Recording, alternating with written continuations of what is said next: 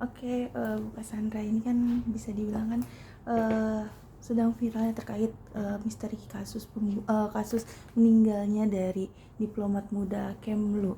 Kalau yang Bu Cassandra lihat ini kan banyak spekulasi antara eh, beliau dibunuh atau eh, indikasi bunuh diri. Kalau misalnya yang Bu Cassandra lihat nih sebagai psikolog forensik sendiri mungkin seperti apa? Baik, sebagai seorang psikolog forensik, kami sebenarnya ada metode untuk membantu dan memberi tambahan petunjuk atau informasi terkait profil psikologis korban semasa hidupnya yang disebut sebagai otopsi psikologis. Nah, dengan otopsi psikologis itu bisa diketahui apakah dugaan terhadap kemungkinan bunuh diri, dibunuh, atau hal lain itu bisa lebih jelas atau lebih terang. Tetapi tentu saja perlu dilengkapi dengan adanya visum yang lengkap terhadap korban, ya, yang tidak setengah-setengah, yang betul-betul bisa menjelaskan penyebab kematian, waktu kematian, dan kira-kira alat yang menyebabkan kematian, ya. Nah, terlepas dari hasil visum lengkap tersebut, tentu harus ada metode-metode lain yang digunakan untuk melengkapi otopsi psikologis ini, antara lain wawancara dengan keluarga, kemudian dengan orang-orang terdekat, mungkin teman kantor, dan terutama juga dengan saksi. Nah, berbagai barang bukti lain mungkin seperti CCTV, mungkin ada kimia forensik, ada hasil olah TKP, atau mungkin ada hasil pemeriksaan atau analisa terhadap kegiatan cyber atau yang berada di dalam handphone yang bersangkutan atau laptop dan lain sebagainya, itu juga diharapkan bisa membantu. Nah, di dalam konteks saat ini, karena visum juga belum dipublikasikan oleh kepolisian, tentu kita tidak bisa berandai-andai dan mengambil kesimpulan, ya. Karena sekali lagi CCTV hanya salah satu dari sekian banyak data yang bisa diolah. Kemudian saksi, kemudian hasil olah TKP, kemudian wawancara kepada keluarga yang tentu saja juga harus hati-hati karena pada saat ini keluarga juga masih dalam tahap kehilangan, berduka dan lain sebagainya. Lalu kemudian juga mungkin ada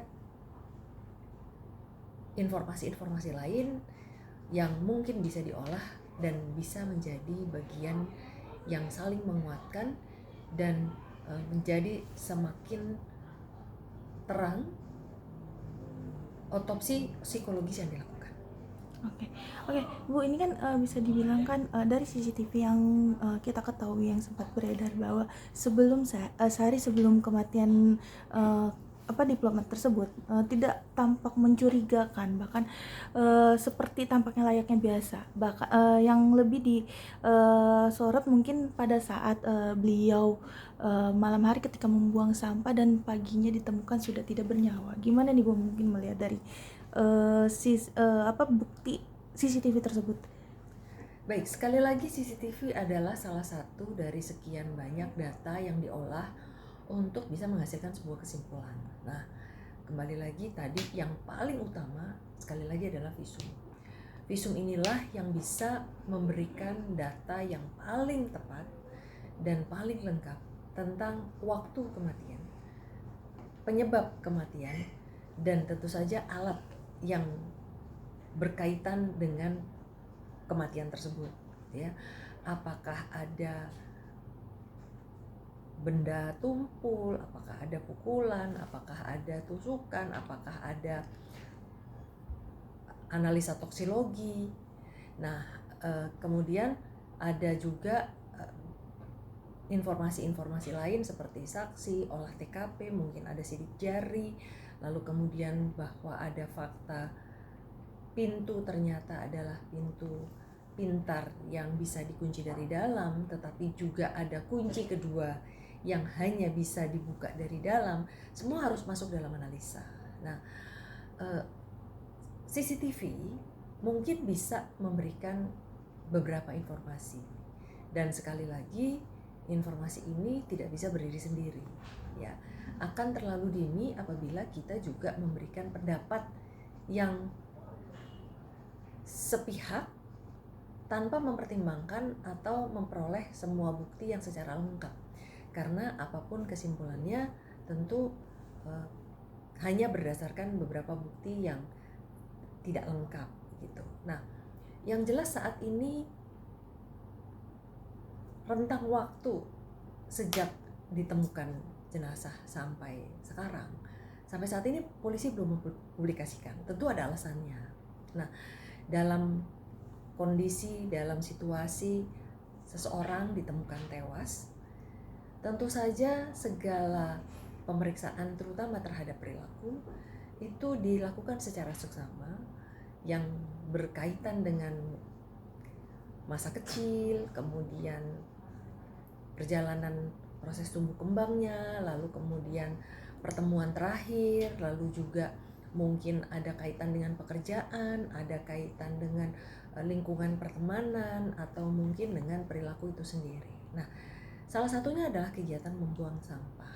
Nah, membuang sampah adalah hal yang sangat lazim dilakukan, terutama apabila memang dilakukan oleh individu yang mandiri, yang kebetulan hidup sendiri, dan dalam hal ini kan karena tinggal di kos, proses buang sampah dari dalam kamar keluar kamar memang adalah sesuatu yang wajar dilakukan, minimal mungkin sekitar 2-3 hari sekali. Nah, biasanya isi konten dari sampah itu sendiri juga bisa dianalisa untuk mengetahui pola hidupnya.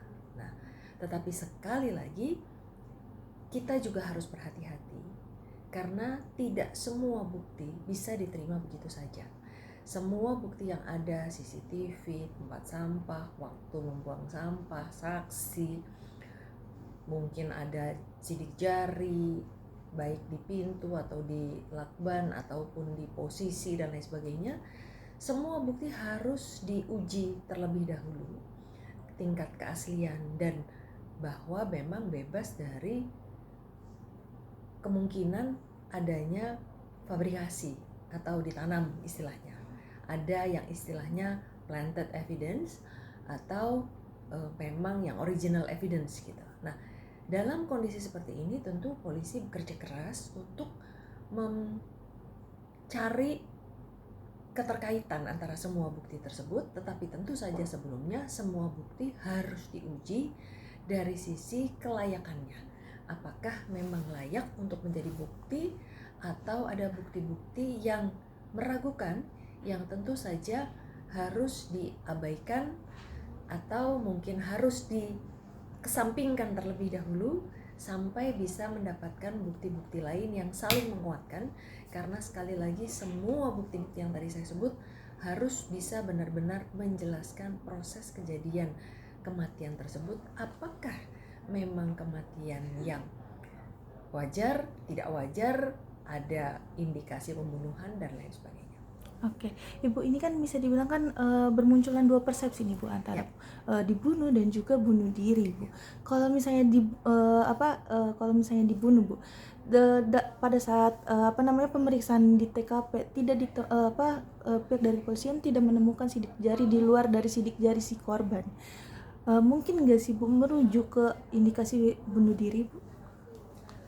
Saya rasa kita tidak bisa lompat begitu mudah, ya. Tidak ada sidik jari tidak membuktikan bahwa di dalam ruangan itu tidak pernah ada orang lain, ya kan? Karena bisa saja mengenakan sarung tangan, bisa saja sidik jari di lakban juga mungkin sudah ada sebelumnya, yang justru harus dibuktikan dengan posisinya gitu ya. Seperti misalnya posisi jari yang seperti ini atau yang posisi jari seperti ini, itu kan betul-betul harus diperiksa gitu ya. Jadi sekali lagi kita tidak bisa lompat begitu saja dengan mengatakan bahwa kamar terkunci dari dalam berarti tidak ada orang yang masuk. Mungkin saja ada orang yang punya kunci misalnya gitu ya, karena biasanya kalau di tempat kos yang jelas pemilik pasti punya kunci, ya kan? Jadi ada kunci duplikat atau master key gitu kan. Jadi sekali lagi kita tidak bisa lompat begitu saja kepada sebuah kesimpulan. Kita harus berangkat dari visum itu sendiri.